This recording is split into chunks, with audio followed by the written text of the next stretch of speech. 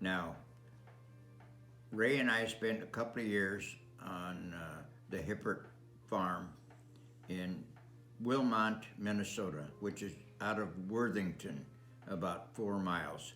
Worthington at one time was the turkey capital of the world. And there has been 6 generations since the time that I was there, and consequently, they still have the farm in the family. So then I'm in this stockade with these guys and barbed wire fence, and I couldn't figure out why I was there. So I asked the guy, "What is this?" He said, "This is the VD ward." And I didn't even know what that word meant. And so there I am with all these guys with VD, and I just could not understand that. And so then a day or two later, I was called to go in front of the physician, and he wanted to know the name of the women that I've been associated with, which was not true. And I told him I've never been with anyone in my life. And he said, "Well, you must have had a false positive then. Go over and get your uniform." That scared the living tar out of me. And so then as you get in the Army and they show you the black and white movies about VD and all the gross things, it to this day, I am just taken back about how crude they handled everything. But that's the way it was in those days. And so I was sent to, we stayed there at that camp for about a week. And one of the weekends, the movie star, and I can't think of her name right now, came over to see her boyfriend in the next barracks. Anyway, later.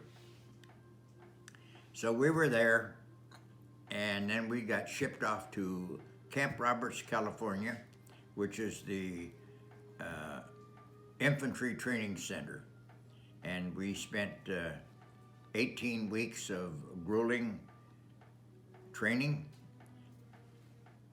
how to hate and how to kill. And I don't want to get into those details, but we were trained to get under live machine gun fire, which we did, fired all kinds of weapons, went to the, we would march miles to the firing range every day. And so then we would fire a Garand 30 caliber rifle, which is the Army's #1 weapon in World War II, thank goodness for that. And we'd fire from the 100 yard, 200, and 300 yard, kneeling, prone, standing, rapid fire. So out of 300, I got 189 bullseyes, so that made me an expert rifleman. Now at Camp Roberts, my finger was still bandaged and healing, and it was all bent. I couldn't straighten it out, so they put me on limited service. And I didn't like that. So consequently,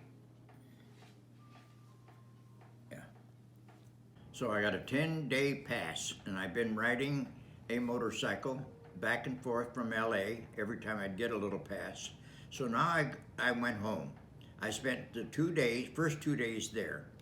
The third day, my friend Harvey was the motorcycle officer in Montebello, and he's the one that got me the black and white motorcycle in the first place. And all men, that qualified were in service, so they were short of police officers. And so he said, "Harv, do me a favor, will you?" He said, "I have a very large funeral in Montebello, and why don't you put on my uniform, and I will take the funeral through the intersection, and then you cover me and come up behind me, and I'll go break the next one, and you hold these intersections.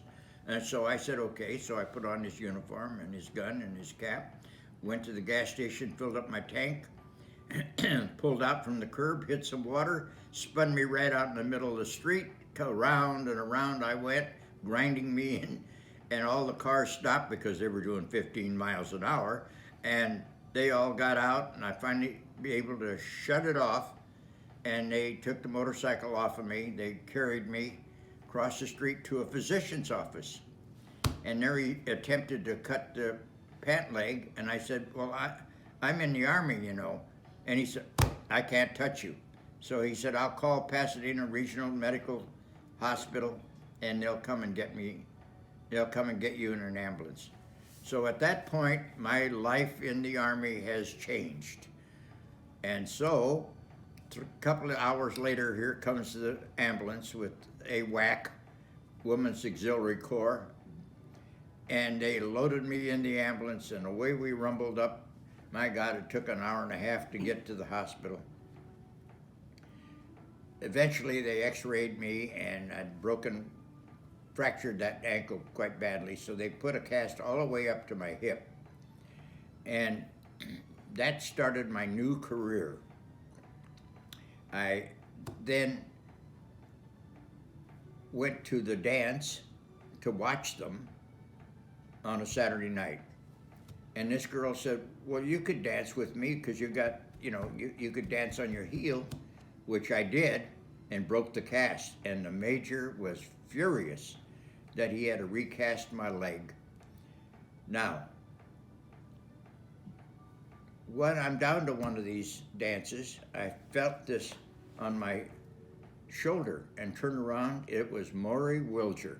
Maury Wilger grew up together, and he just came back from New Guinea with malaria, and they had a malaria section there. And so how odd it is that how small the world is. And so we had really good talk. I ended up in this hospital 3.5 months. It was great. Clean beds and sheets instead of a foxhole. Nice looking library girls. And all kinds of music and movie stars coming down to visit us.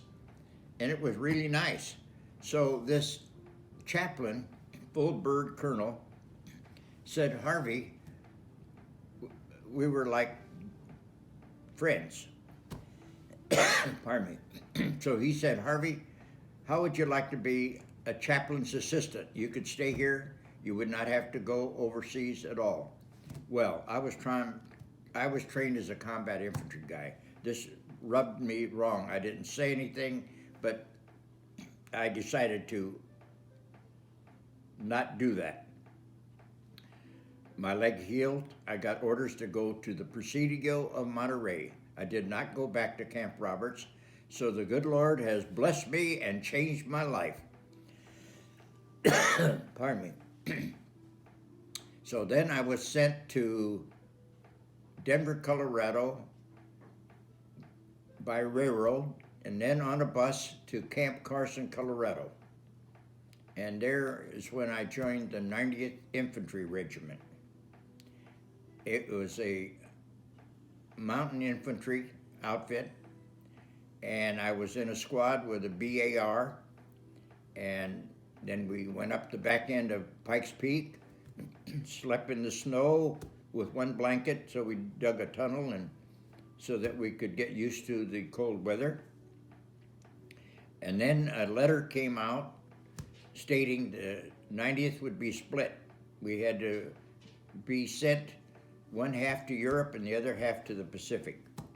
So I got to go to the Pacific, and as we went through Fort Ord and San Francisco, pardon me, and on the ship we went.